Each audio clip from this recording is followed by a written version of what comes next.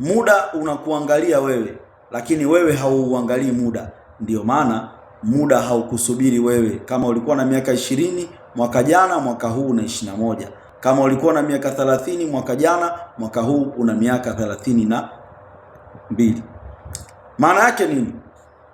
Kila mmoja anakimbia katika njia mbalimbali za kutengeneza mafanikio. Changamoto ambayo ipo katika soko, mafanikio kwako wewe yana maana gani? Inawezekana tukawa tunahangaika hapa, tunapambana hapa kuhusiana na mafanikio, lakini hatujajua kwamba wewe nini kitu ambacho kikitokea kwenye maisha yako tutasema kwamba wewe sasa unaanza kuyaelekea mafanikio. Hiyo leo haitakuwa mada yangu. Mada yangu leo itakuwa baada ya wewe kutambua mafanikio kwako yana maana gani, ni njia zipi ambazo utakazozitumia ili uweze kuyapata mafanikio. Hiyo ndio mada yangu. Namna ya kujua wewe mafanikio kwako yana maana gani, tutaanza kufundishana mafunzo maalum baada ya siku ya leo. Nitakapoenda kukuonyesha presentation ya biashara ambayo sisi tunaifanya na coaches ambao wametoka kuongea wanaifanya. Watatoa nafasi, mtawapa nafasi ya kuongea hawa coaches. Tuna Felix Jackson Abedi, watasema ni shilingi ngapi ambayo wameingiza na ni muda gani ambao wamekutana na hii biashara mpaka sasa, na pesa walioitengeneza kwa ujumla, walioifanyia mauzo, waliowahi kuyatengeneza ya shilingi ngapi mpaka sasa. Kila mtu atakuja na shuhuda yake hapa. Na wale ambao wapo katika group ya Business Culture, kuanzia Jumatatu tutakuwa tuna share sales tunazozifanya. Tutakuonyesha pesa tunazoziprint tukiwa tuko ofisini na utashuhudia. Utaona watu wanatengeneza faida 60,000 kwa siku, utaona watu wanatengeneza faida 100,000 kwa siku, utaona watu wanatengeneza faida 300,000 kwa siku, na utaona watu wanatengeneza faida 500,000 kwa siku. Hivyo vitu vyote utaviona. Mshahara wa mtu ambao unausubiria kwa muda wa siku 30, sisi tunauprint huo mshahara ndani ya masaa tu, kwa siku moja, kwa uwezo wa Mungu. Sasa kuna skills unatakiwa ufundishwe, sio hivi hivi. Sasa watu wengi ambao wanataka kuingiza pesa mtakoja. Kwa hiyo bro, mimi kama jana kuna mtu kanichanganya sana, kaja DM kutoka Insta ananiambia, bro, huu mtaji mkopo huo shilingi ngapi napewa? Nikamuuliza, mtaji mkopo huo shilingi ngapi kuhusu nini? Sababu sina mahali nilipoandika mtaji, wala sina mahali niloandika nakopesha mimi. Anakurupuka tu from nowhere. Nataka nifanye kitu fulani lakini sina mtaji. Napataje mtaji? Unapata mtaji, unajua unachotaka kukifanya. Namuuliza, una experience yote ya biashara umewahi kufanya? Ananiambia hapana. Ulishawahi kukaa kwenye biashara yote ukaona jinsi faida inavyoingia na kutoka? Hapana. Ulishawahi kufeli kwenye biashara? Anasema hapana. Sasa kuna vitu ambavyo wewe ukiwa kama ni kijana ambaye unataka kutengeneza mafanikio, ni lazima ujue. Hakuna kitu kigumu kama kuwapata watu sahihi wanaoweza kukuongoza katika kuyapata mafanikio. Tumezungukwa na mabuldoza, watu wanaopiga kelele, lakini hawana thamani ya kutupa vitu tunavyohitaji kuvipata katika maendeleo. Sasa mimi nitakuonyesha hii biashara yetu inatupa mambo gani. Moja katika statement ambazo ni sheria zangu mimi naitwa Mbaraka Mbwango. Nimekuwa edified hapo, ni doctor katika upande wa masuala ya maradhi yasiyoambukiza, ni consultants by professional wa wellness wa afya, na niko certified pia na shirika la afya duniani WHO. Lakini katika upande wa pili nimehitimu mafunzo ya biashara maalum katika chuo cha London School of Business, mtaalamu katika hayo maeneo. Kwa hiyo ni moja kati ya watu ambao hawachoki kujifunza. Ninapoona kuna sehemu ambayo ninaenda kupata value, ninaenda kujifunza. Na hivi nimeshafanya registration katika event kubwa sana itakayofanyika pale JNICC, ambayo ni ya siku ya cancer, na hatua ambazo kituo cha Ocean Road kimepiga ndani ya miaka 30 ya kuhudumia. Kuna kozi pale zitafundishwa ndani ya siku 3. Nimeshafanya malipo, nitakuwa pale kwa uwezo wa Mungu, nitaenda kujifunza. Lakini kuna kozi ambazo nimeshazilipia SIDO. Nitaenda kujifunza SIDO pale Chang'ombe hapa. Kuna kozi nitaenda kuzisoma mwezi wa 3. Nahitaji kujifunza. Haijalishi nipo katika level gani ya maisha, nipo katika uwezo gani wa kufikiria, haijalishi nimefika maeneo gani ya kuonana na watu, but learning is a continuity. Mafunzo ya kujiongezea uwezo wa kutengeneza fikra za kuprinti pesa. Hivyo ni vitu ambavyo havina mjadala zaidi, lazima ujifunze. Kwa hiyo kama mliotoka kufundishwa na makoches mbalimbali hapo, namna ya kutumia mitandao ya kijamii kuingiza pesa, namna ya kuongea na wateja ili uweze kueleweka uingize pesa, ni muhimu kupata hizo foundation skills. Hao watu waliokufundisha hapo kwa experience tu, Coach Jackson, Felix Abedi, hao watu wameshaongea na simu zaidi ya 1000. 1000 calls. Yani unapofundishwa na Jackson, Abedi, Felix, jua unaongea na watu ambao wameongea na simu zaidi ya 1000. Si unanielewa? Yani washaongea na watu zaidi ya 1000 kwenye simu. Mpaka nafikia stage sasa hivi watu wana close deal katika simu moja. Mteja anapiga, anaongea, analipa hapo hapo. Hiyo ni level ambayo inaonyesha hawa watu wana improve kiasi gani. Lakini haikuwa rahisi. Ziko siku ambazo walikuwa wanafanya biashara ambazo walikuwa wananifuata na kuniuliza, coach, mbona naongea sana sieleweki? Mbona hawalipi? Mtu anaumia, anamwambia sikia. Kwanza kabisa tuna orientation system ambayo ni ya simu 100. Mtu akifanikiwa kuzipiga simu 100 katika biashara na akaongea na wateja, kuanzia hapo anakuwa tayari huwe ni master wa kupiga simu na haogopi kuongea na simu yoyote.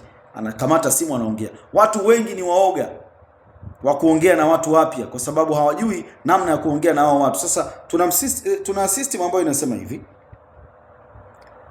Sawa. How to build confidence to get your success. Building confidence is destroying fear with customized action. Written by Mbaraka Mbwambo. Namna ya kujenga confidence ni nini? Kujenga confidence maana yake ni kuvunja hatari na athari za uoga kwa kuweka taratibu za vitendo unavyovifanya ambavyo umevipangilia. Umeelewa eh? Vitendo ulivyovipangilia ndio itakusababisha uweze kuwa na confidence. Hivi unakuwaje na confidence unataka kusimama mbele ya ukumbi wa harusi kama mtu anaenda kutoa shukurani za ndugu na marafiki na jamaa wakati haujui unachoenda kukiongea? Hivi si lazima uoga utakusumbua. Kwa ni lazima uwe na maneno ambayo umeyapanga utakayoenda kuyaongea kwamba nikisimamishwa pale nitaongea 1 2 3. Sasa nitaenda kukuonyesha biashara nitakayoenda kukufanyia presentation, very small presentation. Haitakuwa na mambo mengi. Utaona. Tutajifunza vitu 1 2 3 4 5 6 7 8 9, vitu 9. Kitu cha kwanza, hii biashara inatupa system inayoitwa direct selling business. Biashara wewe huna haja ya stress bidhaa zinatengenezwa wapi, zinaletwaje Tanzania, zina kiwango kiasi gani na zinatibu au hazitibu au zinasaidia au hazisaidii. Wewe utaona ni biashara ambayo inakupa nafasi ya wewe kuchukua product kwenye kampuni na kwenda kuuza direct kwa wateja. Namba 2, direct profit business. Ni biashara inayokupa faida ya moja kwa moja. Ina product ambazo inazi offer ambazo wewe kila siku unazitumia na atokea umepata akili hujaacha kuzitumia. Namba 3 ni direct customer business. Ni biashara inayokupa wateja moja kwa moja. Mteja yule pale anataka kitu muuzie, kuchukua pesa. Namba 4 ni direct marketing business au direct market business. Ni biashara ambayo inakufanyia mazingira ya kufika kwenye soko moja kwa moja kwa sababu wateja tayari wapo. Moja kati ya siri zinazofanya biashara zifanye vizuri ni biashara ambayo ina wateja tayari, soko lipo. Usije ukaanzisha kitu ambacho hakina wateja, utaumia. Namba 5, direct support business. Ni biashara ambayo unapata support kama hapa community yetu ya Afya Bora Kipato Imara ambapo tuna system yetu inaitwa business culture. Tunawatengeneza watu wapate utamaduni wa kufanya biashara. Watu wengi ni waoga, hawajawahi kuwa na historia za biashara huko zamani, lakini community yetu, jamii yetu ya Afya Bora Kipato Imara, tuna mfumo unaoitwa business culture. Tunakufundisha kwa kukusimamia na kukuongoza. Watakaochukua maamuzi ya kuanza hii biashara tutakapoonyeshana kwenye presentation huko mbele, hao wataingia kwenye masomo maalumu ambayo yataanza wiki inayokuja. Special. Tutakuwa na mafunzo ya kawaida ya nje na tuna mafunzo ya ndani. Na kizuri ni kwamba tuna website yetu ambayo inaitwa www.afyaborakipatoimara.com. Tupo professional worldwide, tunatoa elimu katika website yetu. Hatuna janja janja. Ni moja kati ya kitu kichache na sehemu chache za watu ambao wana platform kama hizo na wako serious hivyo. Maanake tumefanya investment, hatubahatishi tunachokifanya. Namba 6, direct income business. Ni biashara inayokupa kipato moja kwa moja mfukoni mwako. Maanake baada ya kufanya mauzo yako wewe unapata faida yako cash na mfumo unaendelea kufanya kazi. Hakuna kulongolongo, si utapata hela yako lini? Si nini?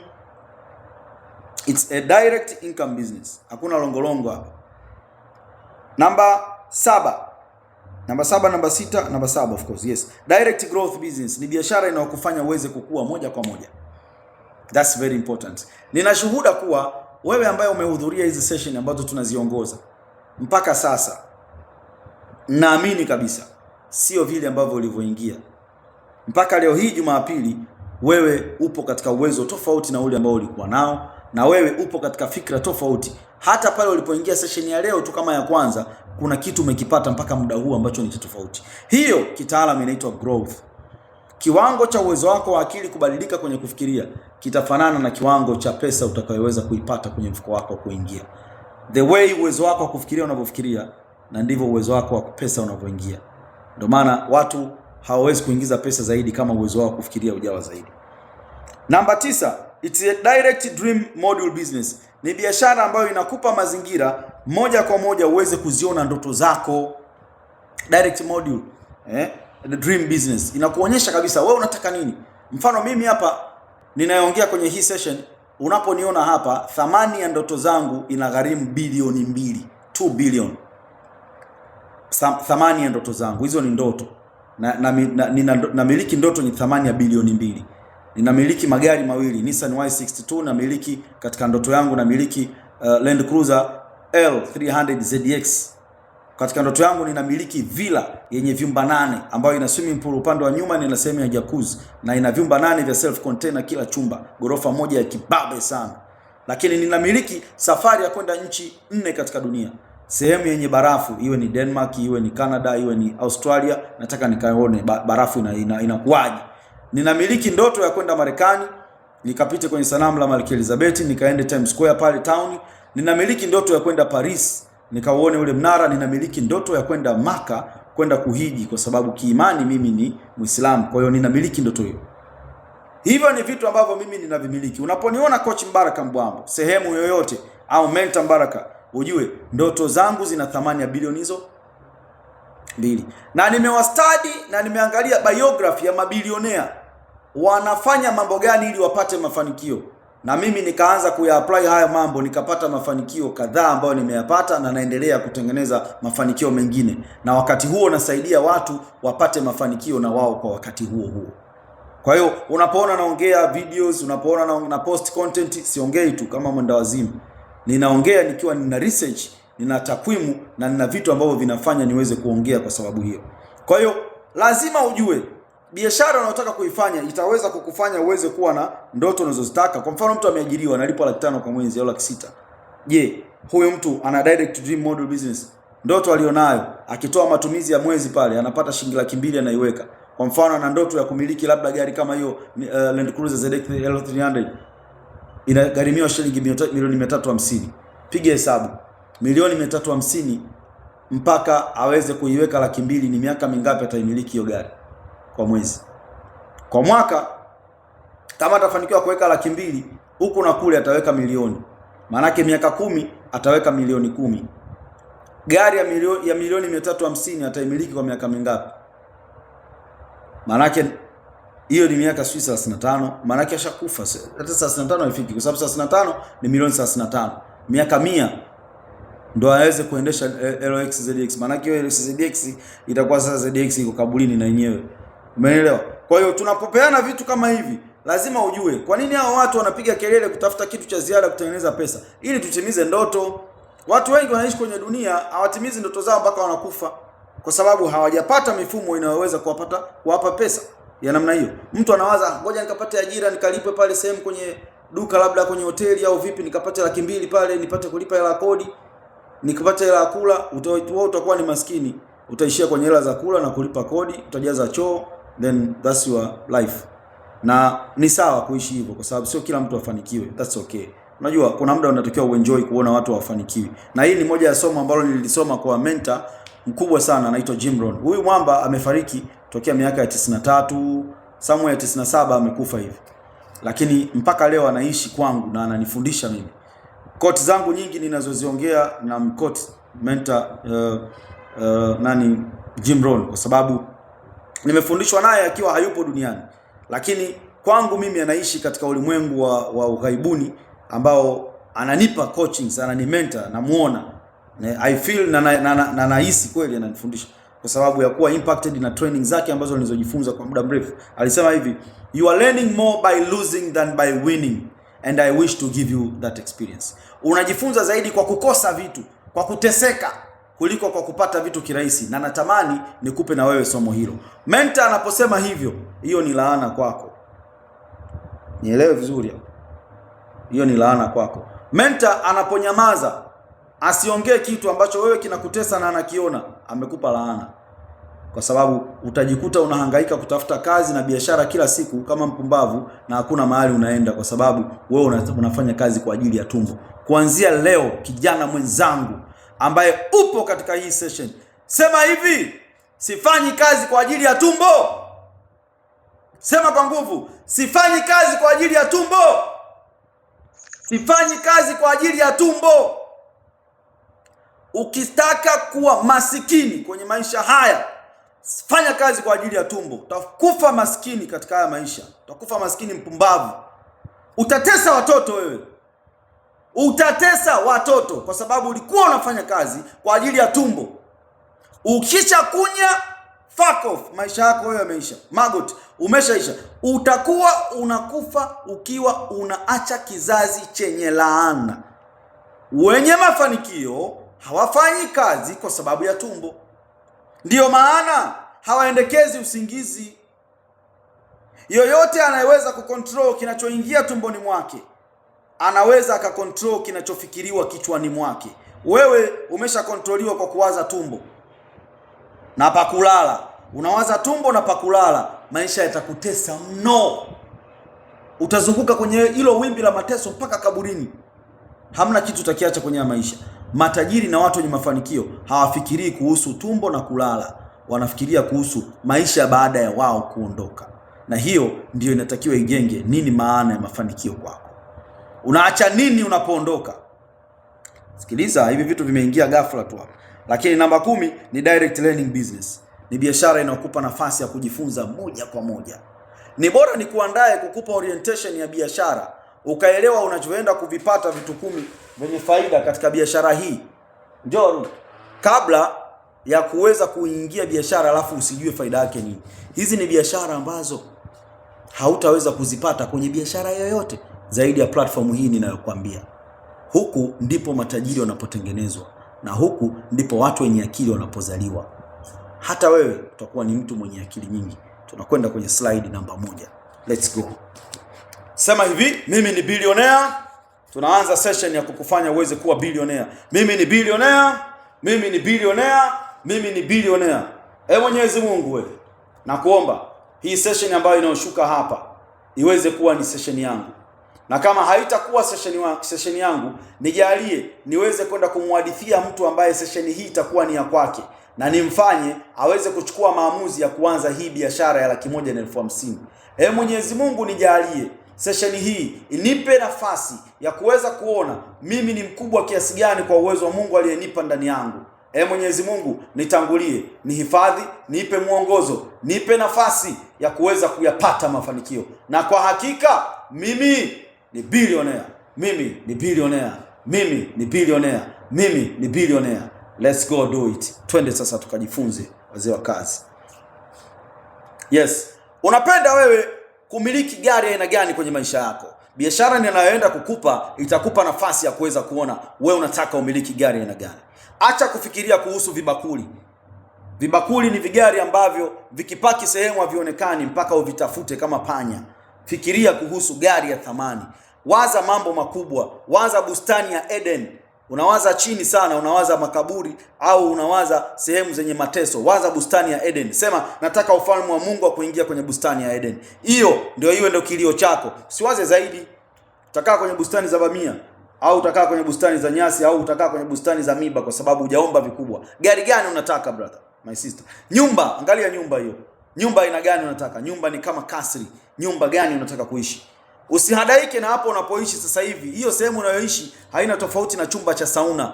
Joto kila mahali na sauti za feni zinazolia hazina tofauti na mapanga boy ya ndege yanayotaka kupaa. Waza kwenye nyumba kama hizi. Sehemu uliopo sasa hivi ifikirie kuwa ni sehemu inayotakiwa kukufanya upate hasira ya kuwaza ndoto kubwa. Na unapoambiwa vitu ambavyo vinakuumiza vyenye ukweli, sema hivi: mimi ni billionaire kaka, nimesikia, nabadilika. Sema hivyo. Mwenyezi Mungu anashusha uwezo wa kufikiria ndani yako. Usilalamike ukajisikia vibaya. Oh bro, ananisema. Sikusemi. Nimeitwa kukwambia ukweli ili usikie. Unataka kusafiri nchi gani? Unataka kwenda, wewe ni Mpare au Mchaga? Unataka kwenda Kitogoto au unataka kwenda Machome pale? Machame. Wewe ni Msukuma unataka kwenda Mwanza. Siwaze hizo ndoto ndogo rafiki yangu. Huko unatasafirishwa ukifa, hakuna shida. Waza ndoto za kupanda ndege kwenda nje ya nchi ukaangalie. Unataka kwenda nchi gani? Marekani, wapi?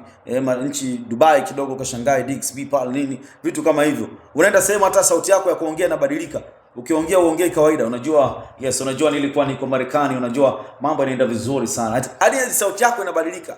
Lakini rafiki yangu, ndoto ulizonazo unataka kwenda wapi? Usipokuwa na ndoto utapandishwa ungo usiku mwanangu.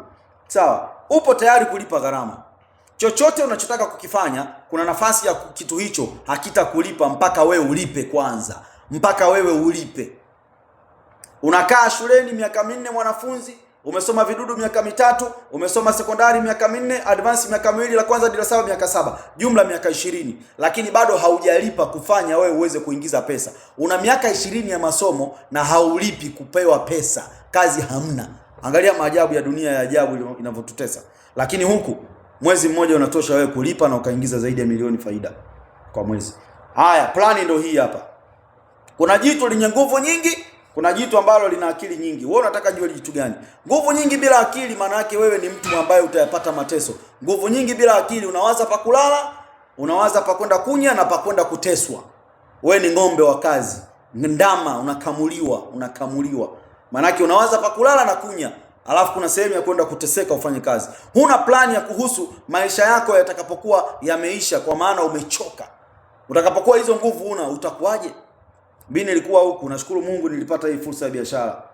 Akili na mipango ya kazi, una master plan, unaiona master plan? Na hapa huko na mastermind, mtaalamu anayetumia akili yenye kanuni. Huyu jamaa anaitwa Bruno. Hichi ni kisa cha Pablo na Bruno. Pablo alikuwa na mabavu. Bruno ana mwili mdogo, akili nyingi. Pablo akamwambia Bruno, kwa nini tusipige kazi mwanangu? Bruno akapiga kazi, akaona mbona ngoma kama inanifanya mimi nipige kazi miaka 100 hapa. Mpaka hapa nitakuja kustaafu nimeoza. Akasema ngoja, mimi siwezi kufanya hivyo. Nitapiga kazi kwa namna tofauti.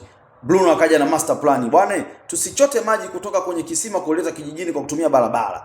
Tuchote maji kwa kutumia mfumo wa mabomba tutakao seti. Akamwambia huo mfumo wa mabomba utatumia muda kuseti. Lakini mwanangu, tukifanikiwa kutoboa tumetoboa. Hii system tukifanikiwa kutoboa tumetoboa. Bruno akaona ujinga gani, wakaendelea na mandoo yake ya maji. Pablo akaona ujinga gani, Bruno akatengeneza mfumo. Baada ya hapo, retirement plan, akili na mipango. Bruno akawa anachota maji kutoka katika kisima kama unavyoona huko juu, kaeka bomba, maji yanaingia. Piga makofi wewe. Acha uchoyo, piga makofi. Story tamu hiyo. Piga makofi. Wewe wanakuchekesha Wahindi tu kwenye movie. Piga makofi, mbongo mwenzio anatoa show hapa. Sawa? Kwa hiyo hapa mazingira ndo haya. Unatakiwa ujue mipango. Jamaa akapiga hela, akaingiza hela na akawa anafanya kazi mchana na usiku, analeta maji kwenye kijiji. Yule mwamba mwingine wa mabavu mengi akawa tayari kiuno kinauma, nyonga zinauma, bearing shakatika, shakataringe, shakatanyuzi, shughuli yake kaishia hapo na mkewe, watu wakaishi naye. Maisha. Sasa na wewe kijana mwenzangu, nakupa mipango ya kutumia akili. Tesa akili, usitese viungo. Viungo vitakutesa hivyo. Sawa? Maisha ya leo unajiongopea. Kijana, una nguvu nyingi, una muda wa kucheza, lakini sio muda sana utakuwa mzee. Miaka ulionayo kama una miaka 25. Miaka 25 inayokuja wewe tayari ni mzee na maisha yashaisha. Jiulize, una miaka mingapi ya kupambana? Haya, kama unaingia katika mifumo, unafanyaje kazi? Jiulize. Aina za biashara ziko 3 duniani. Kwa mujibu wa namna ambavyo nilitoka kusoma kwenye chuo cha London School of Business, nilikuja na hii profile nyepesi sana ya kumuelewesha mtu biashara. Unajua, lazima ujue trademark ya mtu anayekufundisha ana sifa gani. Usichukue tu skills kwa mtu ambaye hana uwezo wa kukuelewesha unachokifanya. Traditional business, biashara ambazo ni za kawaida kama za maduka, kujiajiri, kuwa na sehemu ambayo unatoa huduma, lakini watu lazima wakufate kwenye eneo lako moja. Hizi ni aina ya biashara ambazo ukiumwa shughuli yako imekwisha na hakuna pesa. Tuna franchise, mifano kama ya uwakala wa pesa na nini. Hizi ni biashara ambazo zinahitaji frame, zinahitaji mtaji mkubwa, lakini na mfumo wa biashara ambao utakao kufanya uweze kujua faida na hasara. Kinyume na hapo utapoteza muda na utapoteza pesa. Mfumo wa 3 ambao unatupa sisi nafasi za kutamba namna hii ni mfumo wa network marketing.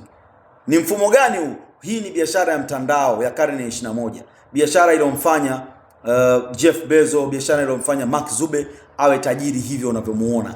Ni biashara kutumia network kwa kuunganisha watu kupata huduma yako na wewe ukapata commission kwa watu hao kutumia. Ndiyo biashara ya matajiri duniani. Matajiri wote duniani they are networkers. Wote they are networkers. Ili uwe na biashara ambayo inaweza kufikia wateja na wagavi wengi, inabidi uwe katika mfumo wa network. Maana yake una mfumo ambao kuna sehemu watu wanapata product, alafu kuna sehemu watu wanauza. Wote wakiuza hawa kuna commission ambayo inaingia, lakini na wewe unapata. Then tunaonyeshana kwa nini biashara nyingi zinakufa. Hivi wewe ushawahi kujiuliza kwa nini biashara nyingi zinakufa? Kuna mambo 6 ambayo ndio yanasababisha biashara nyingi zinakufa, na haya yalikuwa yamefanywa research kutoka katika chuo cha biashara cha East Africa pamoja na East African Community Business. Walifanya tafiti ya miaka 10. Wakagundua kuwa namba 1, biashara nyingi zinakufa kwa sababu uhuru wa kufanya lazima uwepo eneo moja, na ni lazima uwe na bidhaa. Sasa kwenye biashara nyingi zinakufa, bidhaa inatakiwa uwe nayo. Unakuta mtu anaanza biashara hana experience, maskini ya Mungu, kafungua duka kaweka mamali kibao, bidhaa zile zina expire date. Nini kinachotokea? Na lazima awepo dukani. Hiyo biashara sio muda, akiumwa, bidhaa zikipita wakati, hiyo biashara itakufa. Mtaji utakuwa umeliwa na wakati huo muda umekwenda. Namba 2, uwepo wako wa 100%. Ukisema umwachie ndugu lawama, ndugu anaua biashara. Na biashara nyingi zimekufa kwa marafiki na kampani za ajabu. Namba 3, kutegemea wewe tu iwe hai, ukiumwa inaumwa. Biashara nyingi ziko hivyo. Namba 4, non coachable, hazifundishiki and non duplicatable, na haziwezi kutolewa copy. Lakini kwenye platform ya network marketing ninayoyajua mimi yote, nimewatrain champions hapo, Felix Jackson, Abedi, yuko Dr. Marco pia yupo, Abdalla, yuko Madam Lea na wengine. Nimeduplicate hivyo vitu kwenye team. Umeelewa? Na wao wanafundisha watu wengine huko nje. Maana yake ni aina ya biashara network marketing inaonifanya niweze kufundisha watu na wao wakajifundisha. Sawa. Lakini namba 5, mapato na gharama za mtaji zaidi ya milioni 5. Biashara nyingi kwa sasa lazima uzianze na mtaji kama huo, milioni 5 kwenda juu. Kinyume na hapo, labda uuze karanga, utatembea sana mjini, utapata faida za shilingi 50. Sidharau kazi. Kazi ni kipimo cha utu, lakini ni lazima uangalie utu huo ukoje katika upande huu. Usije ukateseka ukachoma nyama wakati kuna mifumo. Namba 6, hazirithiki, zinakufa ukifa. Network marketing faida yake ni kwamba inakufanya uache legacy. Ni biashara ambayo wewe ukifa, watu ambao wako kwenye mfumo wanaendelea kula burudani. Faida za network marketing ni zipi? Ya kwanza, uhuru wa muda na uhuru wa kuingiza pesa. Lakini inakupa lifestyle. Unaweza ukaishi maisha unayoishi. Kama mimi ukiniangalia utaniona na lifestyle, nina muda wa mazoezi, nina muda wa kufanya vitu fulani. Hiyo ni lifestyle. Biashara nyingine zisingeweza kunipa huo muda. Nina muda wa kurekodi video na nini. Biashara nyingine zisingeweza. Najua. Umeelewa? Namba 2, kufuata mfumo. Biashara hii sina haja kuwaza sana, kujitesa kufikiria vitu. Mfumo tayari ushatengenezwa, mimi nafuata. Lakini namba 3, kusaidia watu wengi kufanikiwa. Kama wewe ambaye upo katika hii session, wewe ni moja kati ya faida za mimi kufanya biashara hii. Tusingekutana na usingenijua kama nisingekuwa kwenye hii biashara. Tunatoka hapo sasa, tunakwenda kukupa company profile. Kampuni ziko nyingi za network marketing. Mimi nishazi experience na nishaziona. Lakini sisi tunafanya kazi na kampuni gani? Kampuni tunafanya nayo kazi sisi inaitwa BF Suma. Utaona kirefu chake na utajua historia. BF Suma kirefu chake ni nini? Ni Bright Future Superior Unique Manufacturer of America. Kampuni ambayo imejikita na imetengeneza platform yake kutokea Marekani na imekuja hapa Tanzania mwaka 2012. Inatengeneza bidhaa kutoka Marekani zenye ubora. Utaziona ni bidhaa zinafanya kazi gani. Lakini kampuni hii ilianzishwa katika kipindi hicho. Mwaka 94 ilianza kama kikundi ambacho mjasiriamali anaitwa Mr. Chuck Yuan alisema ngoja nitengeneze kitu kitakachoenda kusaidia watu changamoto mbalimbali za kiafya. Na yeye akaunda grupu hii mwaka 94 inaitwa Bright Future Group. Mwaka 2006 BF Suma ikaanza kuinvest Marekani na ikanunua maeneo makubwa zaidi ya square meter 3000 zipo kule. 5000 ambapo wameweka maeneo kwa ajili ya kufanya bidhaa zao ziweze kuwepo pale, lakini hata kwa ajili ya kusaidia kufanya distribution. Mwaka 2010 kampuni ikaanza rasmi Afrika na ikaingia Tanzania mwaka 2012 na 2017 ikafuzu vibali pamoja na regulatory body FDA, CGMP, halal, TBS na TFDA, mifumo yote ya udhibiti wa bidhaa za virutubisho tiba kwa binadamu zikapitisha kampuni hii iweze kuuza bidhaa zake dunia nzima bila kuwa na changamoto na ikawa ina faida. Unajua hizi kampuni hazipitishi product mpaka ziwe zina matokeo. Kwa hiyo kuna muda hata wewe unapoingia sokoni, kuna muda utakiwa uvumilie wa kuona jinsi gani matokeo yako yanakuja. Na cha ajabu ni kwamba kuna baadhi ya vitu hauwezi kuvipata, hata watu hauwezi kuongea nao mpaka uwe na matokeo fulani. Kwa hiyo lazima uone hicho kitu. Kampuni imeingia Afrika 2010 lakini imepita kwenye regulation 2017. Miaka 7 imetumia. Maana yake ilikuwa ni miaka ya shuhuda. Watu wamepona nini, zile testimony zinakusanywa, ndio hivyo. Tunakwenda kwenye product presentation. Hapa nitamwalika nani hapa? Nani yupo? Nafikiri Dr. Abedi nitamwalika aweze kupiga product presentation. Then akimaliza product presentation nitakuja kule kwenye company profile kule mwisho, alafu nitaonyesha faida zinavyopatikana. Dr. Abedi, naomba uweze kuwa live hapo na mimi nitakudirect kwa kukusogezea slide ili watufundishe product hizi za kampuni zinafanya mambo gani, kundi kwa kundi, hatua kwa hatua, kwa ufupi sana, kwa sababu tulishafundishana kuhusu product wiki iliyopita. Leo tutafundishana kuhusu bidhaa sasa zenyewe zinazofanya kazi. Dr. Abedi, karibu kama upo live hapo ili tuweze kuunga hiyo session hapo. Karibu. Okay, shukrani sana kwa kuweza kunipatia nafasi hii kwa ajili ya kwenda kuwasilisha bidhaa, kwa sababu katika biashara yoyote ambayo inakuwa inaendelea tayari kuna bidhaa ndani yake ambayo inauzwa. Sasa nitakwenda kukuonesha bidhaa ambazo zinazalishwa na kampuni ya BF Suma kwa kundi na ni changamoto zipi ambazo zinatatuliwa kwa kutumia bidhaa hizo. Sehemu ya kundi la kwanza hapa kuna joints and bonds, watu ambao wanapitia changamoto za viungo. Kwa wewe ambaye umehudhuria katika meeting hii, naamini wewe ni shuhuda mkubwa. Wapo watu wengi leo hii wanateseka changamoto ya nyonga, pingili. Zipo bidhaa yake maalum ambayo inaweza ikawasaidia watu wenye changamoto hii, na kwa upande huu inaonekana hapo Gluzo Joint Pro ambayo ipo chini huko, inaonekana na mtu, ina picha kama ya mtu anakimbia. Inasaidia watu wenye changamoto hizi za magoti, nyonga, pingili. Lakini kundi la pili hili lipo kwenye upande wa immune supportive.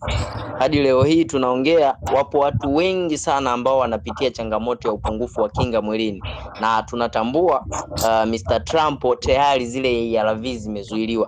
Sasa unafikiria ndani ya miaka 5 au miaka 3 hapo mbele, watu ambao ni waathirika wenye changamoto za ukimwi, unahisi hawa watu wataishije? Ina maana hawa watu wanakuhitaji wewe ukaweze kuwa msambazaji wa bidhaa ili watu hawa wakaweze kusurvive. Mimi naliona watu wengi sana ambao wana uhitaji katika hizi bidhaa, na hapa tuna product maalum ambayo inafanya vizuri zaidi hasa kwa watu wenye changamoto ya upungufu wa kinga mwilini, ikiwemo changamoto ya ukimwi, na hapo bidhaa yake inaonekana hapo juu ambayo yenyewe inaitwa NMN. Lakini kundi la tatu ili lipo kwenye upande wa sexual health. Tunakwenda kuongelea mfumo wa uzazi kwa upande wa mwanaume na kwenda kuongelea mfumo wa uzazi kwa upande wa wanawake. Wanaume wengi wamekuwa wanapitia changamoto ya nguvu za kiume, lakini wanawake wengi pia wamekuwa wanapitia changamoto ya kwenye upande wa mfumo wa uzazi. Ni kwa na maana ya wadada wengi tumekuwa tunawashuhudia wanapitia changamoto ya PID, UTI sugu. Sasa kampuni ya BF Suma ipo na bidhaa maalum ambayo inaweza ikatoa suluhisho la watu ambao wameteseka na changamoto hizi kwa kuondosha changamoto, kwa sababu watu wengi ambao hasa katika kundi la kinadada ambao wanapitia changamoto za aina hii zimekuwa ni changamoto ambazo zinakuwa zinajirudia. Sasa kampuni ya BF Suma imetengeneza bidhaa maalum ambazo zitakwenda kuwasaidia kuondosha changamoto ambazo wanazipitia katika sehemu hii. Lakini kundi namba 4 ile lenyewe lipo kwenye upande wa stomach health, afya ya tumbo, kwa na maana ya changamoto ya vidonda vya tumbo. Tayari kuna watu wanapitia changamoto za vidonda vya tumbo, kuna watu wengi wanapitia changamoto ya bawasiri. Sasa kampuni ya BF Suma tayari ina bidhaa maalum ambazo linaweza zikawasaidia watu wenye changamoto hizi. Lakini kundi namba 5 ile lenyewe ni personal care, kujijali wewe mwenyewe. Rafiki yangu, unatumia sabuni gani kuogea? Sio kila sabuni ni ya kuogea. Zipo sabuni ambazo ni za kufulia, lakini watu wamekuwa wanaogea, ambapo hapo wamekuwa wanatengeneza makunyanzi katika ngozi zao. Sasa unahitajika kufahamu kuna sabuni maalum ya kuogea, usiogee sabuni ya kufulia, rafiki yangu. Lakini kundi namba 6 ili ni youth and energetic. Hapa tunaongelea kwa wale watu ambao wanajipenda. Wewe dada, wewe kaka ambaye unajipenda, hutaki kupata uzee mapema. Kuna uzee ambao unakuwa unakuja, tunakuwa tunakutana na watu ambaye unakutana na mtu ana miaka kadhaa, miaka labda 20, lakini namna anaonekana mdada na miaka 20, namna anaonekana tayari anaonekana kama ana miaka 40. Sasa zipo bidhaa maalum ambazo zinaweza zikatoa suluhisho la kuondoa makunyanzi katika maeneo yako ya ngozi. Lakini kundi namba 7, hii yenyewe ni cardio and brain care. Ilikuwa na maana hapa watu wengi wamekuwa wanapitia changamoto katika moyo, lakini watu wengi wamekuwa wanapitia changamoto katika kundi la ubongo. Ilikuwa na maana ya changamoto kama stroke, changamoto kama Alzheimer, changamoto kama pressure kuwa kubwa. Lakini kundi namba 8, hili ni kids and growth supportive. Hapa tunaongelea kuwajali watoto wote tuliopo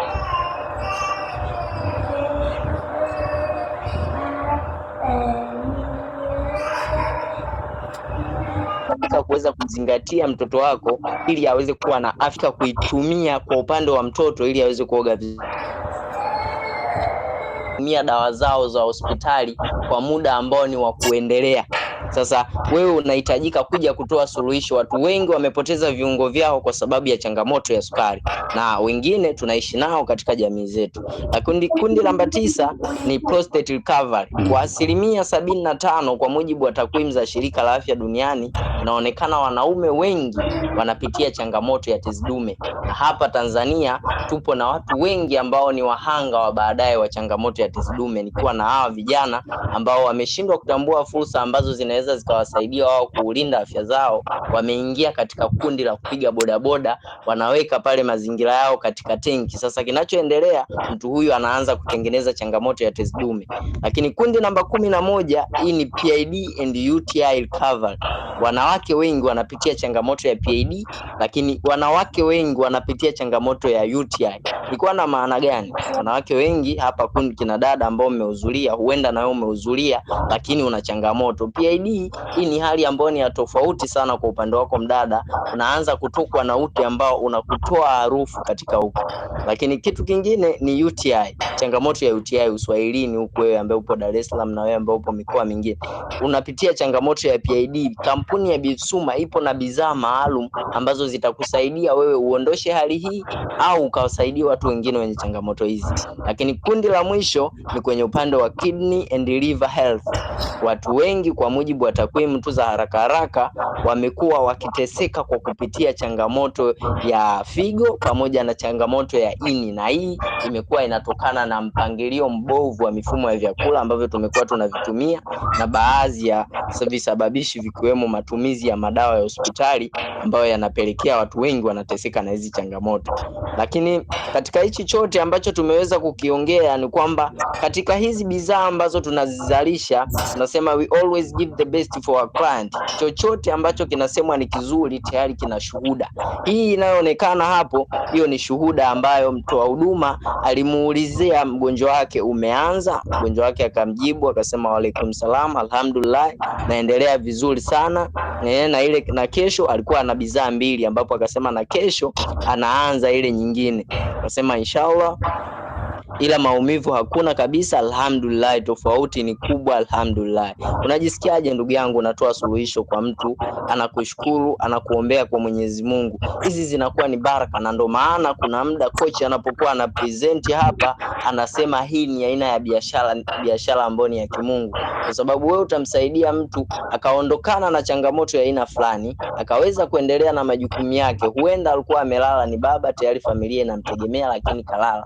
Unajisikiaje unapokuwa umetoa suluhisho, mtu huyu kaamka na anaendelea na majukumu yake? Unajisikiaje umetoa suluhisho kwa mtu ambaye alikuwa anapata changamoto ya kubeba ujauzito, kabeba ujauzito, kapata mtoto? Unajisikiaje mtu alikuwa amepitia changamoto ya sukari, anaelekea kukatwa mguu, umempatia dawa ambayo imemtibu na anakushukuru na kuombea kwa Mwenyezi Mungu?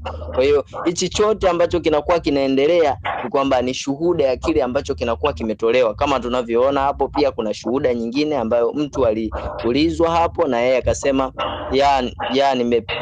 aliulizwa kwamba mazoezi unayaonaje pamoja na mpangilio wake wa dawa, akasema anaendelea vizuri. Pia akasema I feel so light, alhamdulillah sana, namshukuru Mwenyezi Mungu wangu akubariki kwa kunirejeshea tabasamu. Hii ni shuhuda kwa mgonjwa ambaye alikuwa anapitia changamoto. Ina maana katika uso wake tayari tabasamu lilikuwa limekosekana kabisa. Sasa swali kijana, kwa wewe mwenzangu, katika jamii yako, kwa mtazamo wako, unaona wewe unafaa kwenda kutoa suluhisho katika changamoto gani?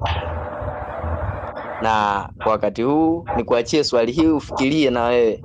katika hizi changamoto zote upo uwezekano wa wewe kuchagua sehemu moja na ukawasaidia watu wengi sana Tanzania wakaondokana na hiyo changamoto. Kwa hivyo kwa wakati huu nirudishe maiki kwa Coach Mbaraka tuweze kuendelea na programu yetu. Naam, asante sana Coach Abedi kwa namna presentation yako ilivyokwenda vizuri. Na of course nimefurahi jamani, makofi mengi, tumepata product presentation. Yes. Mimi sasa naenda kukuonyesha faida 6 za kufanya kazi na kampuni ya BF Suma. Umeshasikia product presentation. Sasa unataka kujua faida ziko zipi. Lakini kwa nini ufanye kazi na BF Suma na Travel and Car Award? Utajifunza. Tuna faida 6 za kufanya kazi na BF Suma. Faida ya kwanza, hii ni faida ya kupata retail profit. Faida ya rejareja. Jamani, watu huko wanatengeneza pesa. Faida ya rejareja. Kila bidhaa utapata 20% ya punguzo ambao unaweza ukaitengenezea wewe pesa. Lakini kuna faida ya mwisho wa mwezi. Kampuni yetu ina mfumo ambao unakupa 5% ya malipo mpaka 28%. Huku kadri unavyopanda katika rank unalipwa kulingana na rank yako unayoipanda. Na unalipwa kulingana na timu unayoijenga na watu unaowasaidia waweze kutengeneza kipato kama wewe. Kwa hiyo tuna malipo ya 5% hadi 28%. Lakini tunapata malipo ambayo tunaita team au growth incentive leverage. Leverage sasa ndio kitu kinachofanya watu wawe matajiri. Kitu gani hicho? Kulipwa bila wewe kufanya kwa 100% kwa sababu tu ulisaidia watu wafanye. Kwa hiyo unakuwa unapewa commission kwa kutengeneza team. Kwa unaweza ukawa na rafiki yako yuko Mwanza, yuko Arusha, yuko Dar es Salaam, sehemu yoyote. Kampuni yetu ya BF Suma ina branches mikoa yote Tanzania. Kwa hiyo wewe ambaye upo katika hii session sasa hivi, endapo utachukua maamuzi ya kuanza kwa mtaji wa 150, maana yake tayari wewe hapo ulipo mkoani mwako tutakuconnect na sehemu ya duka na wewe utaanza kupata mafunzo rasmi ya kuielewa biashara kitaalamu. Then faida namba 4 ni travel and intercontinental travel and international. Safari za ndani na nje ya nchi. Kwa hiyo mimi ninaposema ninatamani kwenda safari, ninajua kampuni itanipa hela nitaenda safari. Ni uhakika. Lakini tunakaa award, kampuni inakupa gari thamani ya $12,500 mpaka $25,000 na wewe unaweza ukaamua kununua ya thamani yako kulingana utakapokuwa umesema. Lakini faida ya mwisho ni Villa Fund. Kwa kampuni hii hapa Tanzania tuna viongozi wakubwa wawili ambao wameshapata hii zawadi zote pamoja na villa. Utaona huko mbele jinsi tunavyoendelea, ambayo hiyo nyumba au villa ina thamani ya $500,000 na ngapi? Na 60. Kwa mimi ninapotamani kuishi kwenye villa, ninapotamani kusafiri, ninapotamani kupata gari, hivyo vitu vyote nilivyoviandika katika ndoto zangu tayari ninajua kampuni itanipa. Sina pressure. Hii ni chati ya kuonyesha jinsi gani unavyopata faida. Mtu mpya anapoanza biashara hii anaanza akiwa na rank ya star 2 na anaanza na point 20. Point 20 maana yake tuna package ya 1,500,000 ambapo anapata bidhaa za ngozi au anaweza kupata bidhaa za changamoto ya mifupa au bidhaa za afya ya uzazi. Atachagua yeye bidhaa aina moja, then ataanza na atapata hiyo kit, atakuwa ni mwanachama. Lakini atalipwa kwa 5%. Lakini kadri unapopanda rank kwenda star 3, star 4, 5, 6, 7 unalipwa asilimia zinapanda. Kadri asilimia zinavyopanda na ndipo ambavyo sasa unapata madaraja makubwa zaidi ya kulipwa. Hapa nitakuonyesha faida ya rejareja kwa jinsi mtu atakapoamua kutatua changamoto ya tezi dume. Product inaitwa Prostate Relax na nyingine inaitwa X-Power Coffee. Endapo utaamua kuuza X-Power Coffee na Prostate Relax kwa pamoja, kila Prostate Relax moja utapata faida 22,800 na kila X-Power Coffee moja utapata faida 27,000. Jumla inakuwa ni 49,800. Ukijiwekea malengo ya kuuza product hizo 10 tu kwa mwezi, unapata faida ya rejareja ya 498. Hiyo 500,000. 10 tu. Na huku na kazi zako au bado ni mwanafunzi unajifunza au ni mtu ambaye bado unataka kuelewa biashara inafanywaje, tunaanza kwenye target ndogo. Chochote chenye faida kinaanza kidogo kidogo. Matajiri wote wanalipwa kwa vitu vidogo vidogo. Mo anauza vibiriti, Visayona hivyo. Azam wanauza ice cream 500, wanapata faida ya 300, 200, 100. Hivyo vitu vidogo vidogo usividharau. Compound effect ikifanya kazi unakuwa tajiri. Ndio kwa sababu ya mfumo hii. Lakini huku tunauza thamani kwa sababu hatupiti mtaani, tunaweka matangazo mtandaoni, wateja wanapiga simu na sisi tunawapigia, tuna convert. Tunaongea maneno yenye thamani kama mlivyofundishwa somo la sales, then unapata kuuza bidhaa. Then tunakwenda kwenye faida ya mwezi. Tutaweka rank ya star 4. Star 4 kwenye kampuni yetu ya BF Suma analipwa 13%. Je, 13% hizi bidhaa utakuwa umepata kiasi gani? Kila bidhaa kwenye kampuni ina kitu kinachoitwa PV au point volume. PV ya prostate ya tezi dume ni PV 18, PV ya X-Power Coffee ya tezi dume ni PV 10. Jumla PV 10 na 18 inakuwa jumla PV ngapi hiyo? Ukisema uuze prostate 10 kwa mwezi unapata PV 180. Ukisema uuze X-Power Coffee 10 kwa mwezi unapata PV 80. Kwa 180 kwa 80 jumla inakuwa ni PV 260. Asilimia 13 yake utapata faida ambayo ni sawa na dola 33. Kibongo tutazidisha kwa 2800. Utapata kutoka BF Suma kwa mwezi kwa kuuza product hizo 10 la 94,640. Unapoanza biashara, faida yako ya rejareja ni kubwa kuliko ya kampuni. Kwa nini? Kwa sababu unapanda rank. As you go up, faida yako ya kampuni inakuwa ni kubwa kuliko faida ya rejareja. Hiyo ndio compound effect. Kwa ujumla, faida ya rejareja na kampuni utapata 5,92,640. Hiyo 600,000. Biashara yetu inajengwa katika mifumo. Kuna upline and downline. Kuna watu ambao wewe unawashirikisha kuanza biashara na kuna watu ambao wewe wamekushirikisha uanze biashara. Ikiwa utashirikishwa, kwa mfano hapa, kuna watu ambao wameshachukua maamuzi ya kuanza, wataanza Jumatatu. Hao waliochukua maamuzi watakapowahi kuanza, wao watakuwa ni ma-upline. Watakaochelewa kuchukua maamuzi, wao watakuwa ma-downline, watakuwa chini yao. Kwa hiyo atakayetangulia kuanza analipwa zaidi au anafaidika. Hiyo ndio system ya mifumo yote duniani. Mtu yoyote anayewahi kuchukua hatua anapata thamani zaidi. Wewe ambao unachelewa, unasuasua, unasikilizia, unajikuta unakaa nyuma, umechelewa kupata maendeleo. Direct sell system, mauzo ya moja kwa moja kwa mteja. Huko hakuna longolongo, unamuuzia mteja moja kwa moja. Kwa nini ufanye kazi na BF Suma? Cha kwanza ni personal wellness with our exclusive product. Jamani, nikupe faida moja. Hakuna kitu cha umuhimu kama wewe kuwa na taarifa za masuala ya afya. Mimi hapa nimeshasaidia kaka zangu, nimeshasaidia ndugu zangu, nimeshasaidia mamangu na watu wengine. Na nina uchungu sana.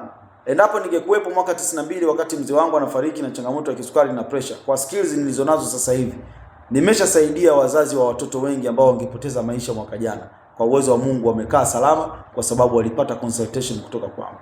Niliweka ahadi, nitasaidia wazazi wengi wasipate changamoto zitakazofanya waondoe maisha yao kwa sababu ya afya, na nitawasaidia kuwapa ushauri.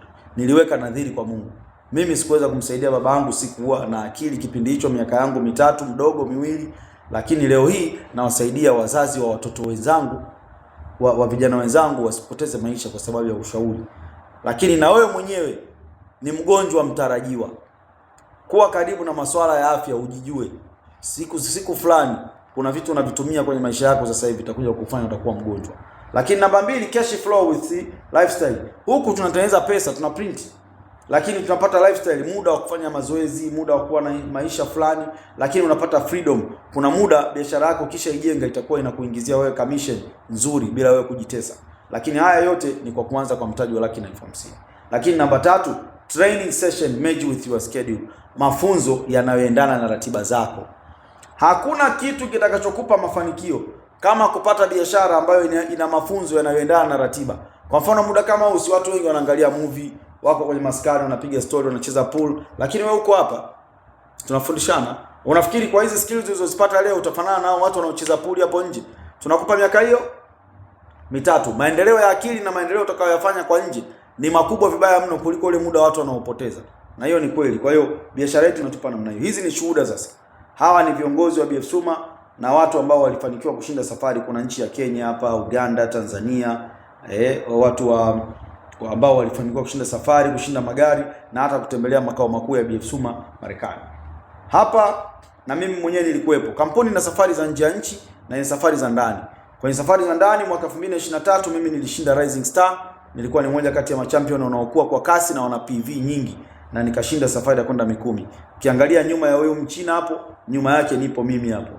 Nimekula pama. Nilienda kula bata siku 3 Mikumi for the best memory of my life. Katika kumbukumbu zangu zote za maisha, nikwambie tu ukweli, sijawahi kupata burudani ya kutuliza akili kama niliposafiri kwenda Mikumi. Nilikaa pale nikawa ninaenjoy. Niliona maisha katika upande wa pili ambao sikuwahi kuona kwenye maisha yangu. Kwa hiyo biashara hii mimi ina kitu imenipa mapema tu. Niliona nini kinachoendelea. Lakini tuna mshindi wa nyumba. Huyo ni kiongozi wetu anaitwa Dr. Ibrahim Chenza, ndio ambaye alijilipua kuchukua maono ya hichi ambacho sisi tunakifanya. Ambaye aliingia kwenye hii biashara miaka 2015 na amekuwa mshindi wa nyumba mwaka 2024 na amepewa cheki ya milioni 560 na nyumba yake anaijenga sehemu moja inaitwa Oviedo. Hii ni video ya zamani, sasa hivi kashaiboresha. Ukiingia kwenye mtandao andika Dr. Ibrahim Chenza, utaona vitu vyake anavyovifanya. Ni mtu mwenye mafanikio makubwa na ni inspiration kwa vijana, na amesaidia vijana wengi kupata maendeleo.